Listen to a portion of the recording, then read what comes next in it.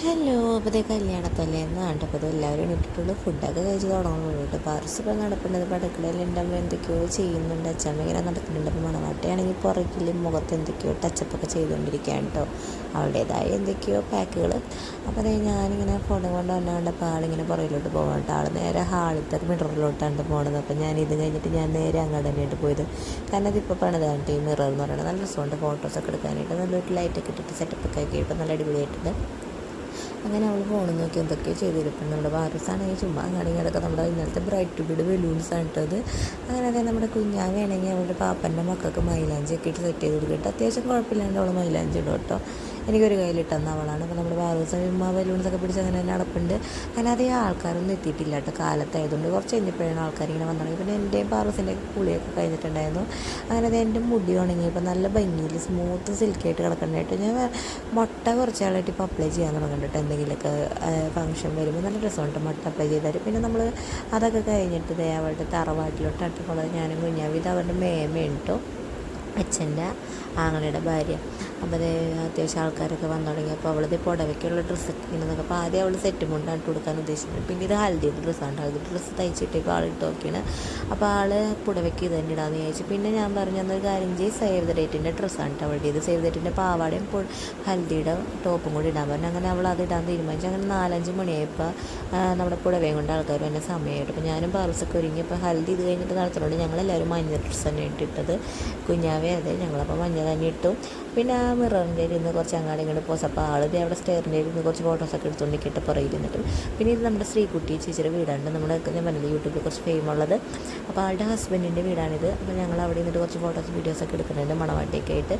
അങ്ങനെ നമ്മുടെ പുടവയിട്ട് ചെക്കൻ്റെ വീട്ടുകാരൊക്കെ വന്നിട്ടുണ്ട്. അപ്പോൾ അതുകൊണ്ട് ചെക്കൻ്റെ പെങ്ങളെന്ന് പറയണത് ആളുടെ 2 പിള്ളേരാണ് കേട്ടോ അവിടെ അതേ നിൽക്കുന്നത്. നമ്മുടെ പാറൂസാണെങ്കിൽ അവരെ കണ്ടിട്ട് അങ്ങാടി ഇങ്ങോട്ടൊക്കെ ഓടുന്നുണ്ട്. അപ്പോൾ പാറൂസിൻ്റെ അറിഞ്ഞൂടെ എന്താ ഇവിടെ സംഭവം, കുറേ ആൾക്കാർ അങ്ങാടി ഇങ്ങോട്ടൊക്കെ നടക്കുന്നുണ്ട്. ആളിങ്ങനെ എന്തോ നോക്കി ഇങ്ങനെ ചുമ്മാ നടക്കണം. അങ്ങനെ പുടവയുടെ സമയമായിട്ട് അങ്ങനെ പുടവയൊക്കെ കൊടുത്തു.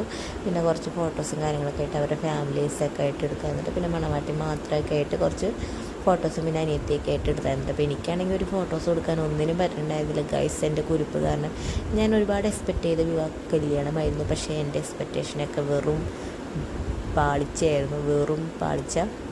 റിയാലിറ്റി എന്ന് പറയുന്നത് ഭയങ്കര ദുർഘടമായിരുന്നു. കാരണം കൊച്ചൊക്കെ ഉള്ളതുകൊണ്ട് നമുക്കൊരു എൻജോയ്മെൻറ്റ് എന്താണെന്ന് പോലും ഒന്നും പറ്റില്ല. നമ്മൾക്ക് അവരുടെ പുറകെ നടക്കേണ്ട അവസ്ഥയായിരുന്നു കേട്ടോ. കാരണം സങ്കടം വന്നു. അവരൊക്കെ ഇങ്ങനെ ആഘോഷിച്ച് നടക്കണം, നമ്മളിങ്ങനെ കൊച്ചിൻ്റെ പാറുവിൻ്റെ വാശി അങ്ങനെ പിടിവാശി അങ്ങനെയൊക്കെ ആയിരുന്നു. നമ്മൾ തന്നെ ഒരു മൂഡ് ഓഫായി. നമ്മൾ അടിച്ച് പൊളിച്ച് നടത്തേണ്ട കല്യാണം. അങ്ങനെ നമ്മളതേ ഹാളിലോട്ട് വന്നിട്ട് ഹൽദി നടക്കുന്ന ഹാളിൽ സംഭവം പരിപാടിയൊക്കെ സെറ്റായി വന്നിട്ടുണ്ടായിരുന്നുള്ളൂ. ഹൽദിയുടെ പരിപാടീസൊക്കെ ശ്രീകുട്ടി ചേച്ചിയും അവരുടെ അയൽവക്കക്കാരൊക്കെ വന്നിട്ടുണ്ട്. ഇതൊക്കെ അയൽവക്ക ടീംസാണ് കേട്ടോ. നമ്മുടെ മിന്നി ചേച്ചിയൊക്കെയാണ്.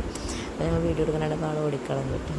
അതേ ഹൽദിയുടെ സ്റ്റേജ് ചെറുതായിട്ടൊക്കെ ഒന്ന് ഡെക്കറേഷനൊക്കെ ചെയ്തു തന്നിട്ട് നമ്മുടെ ശ്രീകുട്ടി ചേച്ചിയാണെങ്കിൽ ഇങ്ങനെ ഓരോന്നൊക്കെ സെറ്റ് ചെയ്യണം. അങ്ങനെ നമ്മുടെ മണവാട്ടിയുടെ എൻട്രി ആയിട്ടോ അതേ കുഞ്ഞാവ് അടുപ്പ് നിൽപ്പുണ്ട്. എനിക്ക് പാറസുള്ള തന്നെ അടുപ്പ് നിൽക്കാൻ പറ്റുന്നതിൽ. അപ്പോൾ നമ്മുടെ അനൗൺസ്മെൻറ്റിൽ നിന്ന് ശ്രീകുട്ടി ചേച്ചിയായിരുന്നു കേട്ടോ. എന്താ പറയുക, കസിൻസൊക്കെ ഉണ്ടായിട്ട് നമുക്കൊരു വില പോയില്ലാത്തൊരു കല്യാണമായി പോയിരുന്നു. കാരണം എന്താ പറയുക, അയൽ ടീംസും അയൽക്കൂട്ടുകാരൊക്കെ ആയിരുന്നിട്ട് അവിടുത്തെ റോളായിട്ട് നിന്നിരുന്നത്. വേറെ ഒന്നുമല്ല, നമ്മുടെ പാറൂസ് ഉള്ളതുകൊണ്ടും എനിക്കൊന്നും ഇടപെടാൻ പറ്റുന്നുണ്ടായിരുന്നു. അങ്ങനെ നമ്മൾ കുറച്ച് ഇതൊക്കെ അയൽ ടീംസാണ് കേട്ടോ. എല്ലാവരും കൂടി കുറച്ച് ഫോട്ടോസും വീഡിയോസൊക്കെ ഇങ്ങനെ പാറൂസ് ഇപ്പോൾ അത് ബലൂൺസൊക്കെ കൊണ്ട് ഇങ്ങനെ കളിച്ചുകൊണ്ടിരിക്കുകയാണ് കേട്ടോ.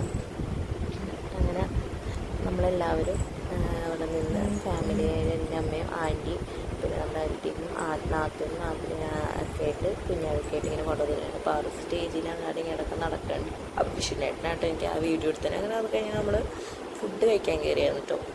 അപ്പോഴത്തേക്ക് ഇത് ആൻറ്റിയുടെ ഫ്രണ്ടാണ് കേട്ടോ, ആൻറ്റിയുടെ ഒപ്പം പഠിച്ചത്. ആൾ നല്ല ഡാൻസറാണ്. ഡാൻസർ എന്ന് വെച്ചാൽ നല്ല രസമുണ്ടായിരുന്നു കേട്ടോ കളിക്കാനായിട്ട്.